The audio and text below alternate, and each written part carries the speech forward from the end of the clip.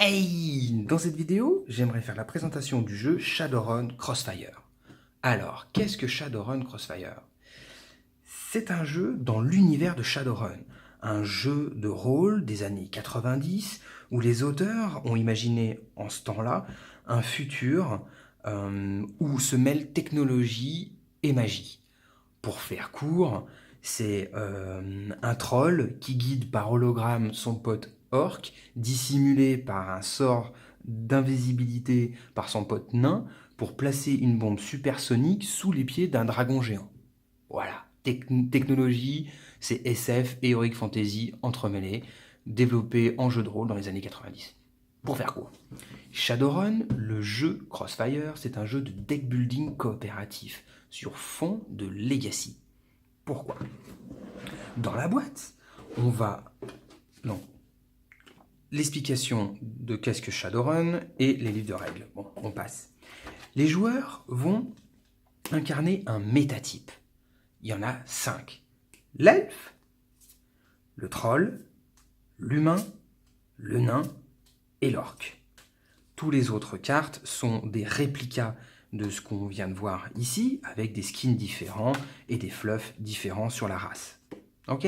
Donc 5 métatypes. Les métatypes ont des caractéristiques différentes. L'orc, en haut, on va retrouver les points de vie, maximum pour l'orc, on retrouve le symbole ici, le nombre de cartes que l'orc peut avoir en main, et le nombre de thunes avec lequel il commence la partie. Différent selon le métatype. Là, on voit, par exemple, le nain a que 5 points de vie, contrairement à l'orc qui en a 6. Il aura que 2 cartes en main, contrairement à l'orc qui en a 5. Et le nain commencera avec 5 nuyennes, qui est l'unité pécuniaire du jeu, contre 1 contre l'orc.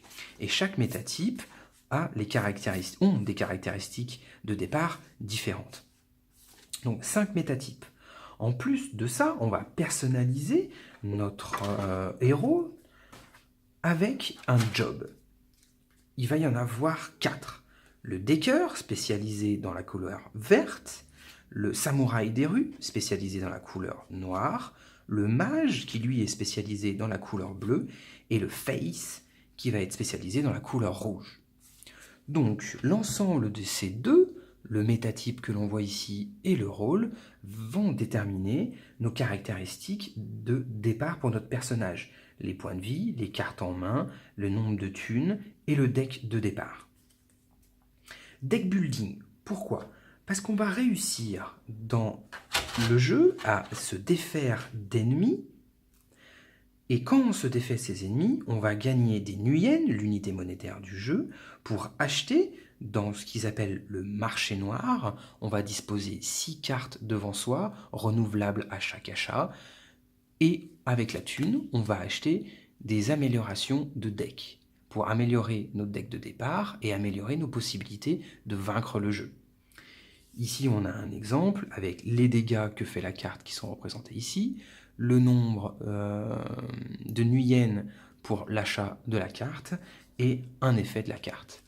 Le deck d'amélioration, il y a une cinquantaine de cartes avec les 4 couleurs de base que l'on a vues avec les rôles, le rouge, le vert, le bleu, le noir.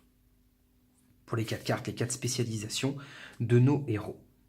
Tout à l'heure, je parlais de défaire des ennemis.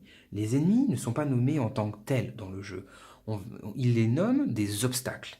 Il existe 2 obstacles bien différents, de différents levels. On va avoir les obstacles du niveau 1 avec une seule balle, relativement facile.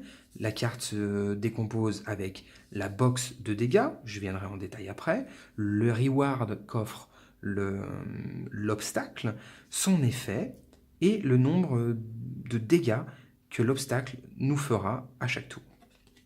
Donc, les obstacles de niveau 1 à comparer aux obstacles de niveau 2 qui sont bien plus durs, bien plus longs, bien plus agressifs, aux effets vraiment plus badass, beaucoup plus forts. Ça ne se limite pas à cela. Le jeu se déroule en scène, en scénario. Le jeu de base nous offre 5 scénarios. Le Crossfire, le client, combat contre le dragon, extinction, et le dragon enragé, qu'on a ici. Donc, sous forme de scénario, une fois qu'on a fait, qu'on rentre dans ce scénario, il est découpé, en tout cas pour le Crossfire, en nombre de scènes. On verra ça durant la partie. On va répéter, refaire tous ces scénarios pour XP nos personnages. Pourquoi je dis XP nos personnages? Parce qu'une fois qu'on a réussi le scénario, on va avoir une reward nommée Karma, la deuxième unité d'achat du jeu, les Karma. Premier une yen, deuxième Karma. Les Karma, on va se référer à ces planches de stickers pour acheter des compétences. C'est, comme je l'ai dit, des stickers qu'on va pouvoir décoller, mettre sur notre métatype et conserver l'effet bonus au fur et à mesure des parties. Venons-en un petit peu plus au niveau règles. On a un métatype. On va avoir des cartes de départ. Donc imaginons là, on va prendre le samouraï des rues. Je vais créer mon deck de départ avec les cartes nommées en haut. Donc 4 noires, une rouge, une bleue, une verte. Une rouge, une verte, une bleue et 4 noires. Ah bah, c'est les decks de marché noir, ça. C'est pas les bonnes cartes. Hop, ici, les cartes simples. Donc, je disais une verte, une bleue, une rouge et 4 noires. Hop. Ça correspond du coup à notre deck de départ. On le mélange, on met sur le côté. On voit ici 6 points de vie, 5 cartes dans la main au départ et 1 Nuyen. On va... Hop, je vais prendre les jetons, ça va faire un petit peu de bruit, pardon. Hop. On va commencer avec un Nuyen et 6 de points de vie. Hop, là, on le voit mieux. Avec le deck de départ. On va piocher notre main de 3, 4, 5 cartes. Hop. On va faire face, au début, pour l'exemple, à un obstacle, un ennemi de niveau 1. Hop. L'ennemi. Ça, c'est la box de dégâts pour s'en défaire. C'est des dégâts séquentiels. C'est ça qui fait toute la force et la particularité de ce jeu. Il va falloir faire ces dégâts-là pour avoir accès à ce dégât-là et encore avoir accès à celui-ci. On y va dans cet ordre-là pour tuer cet obstacle-là. Une fois qu'on aura fait ce dégât et celui-ci, on tuera cet obstacle, on s'en séparera et on gagnera ces rewards-là. Comment faire ces dégâts? Grâce à nos cartes. Sur les cartes, on va avoir le coût de la carte pour l'acquérir, le nombre de dégâts qu'elle fait.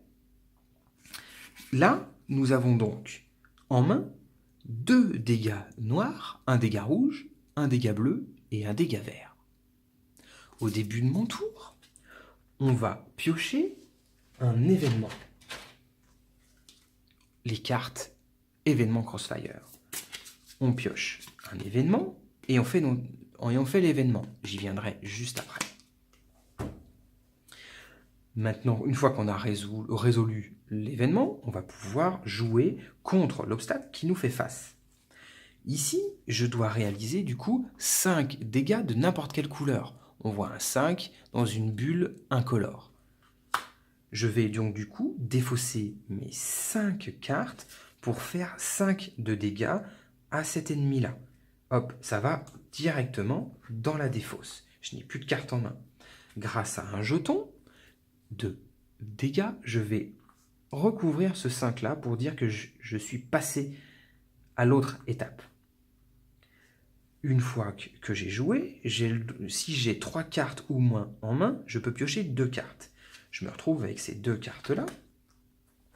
J'ai le droit d'acheter des cartes d'amélioration dans le marché noir.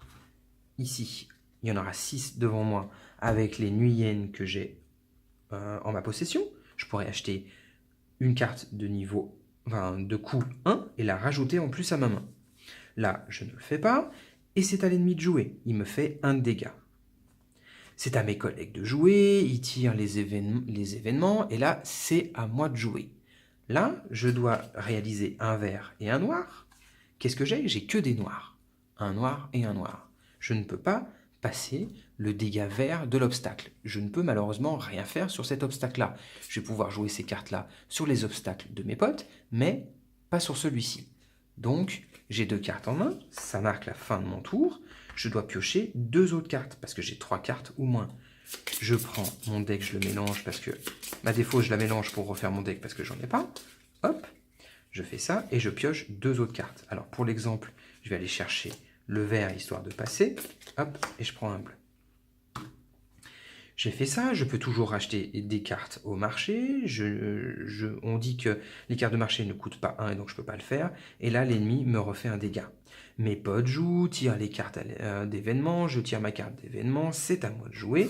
Je me retrouve avec 4 cartes en main et là, je peux lui faire des dégâts. Je vais utiliser une carte verte pour passer le dégât du vert, une carte noire pour passer les dégâts noirs.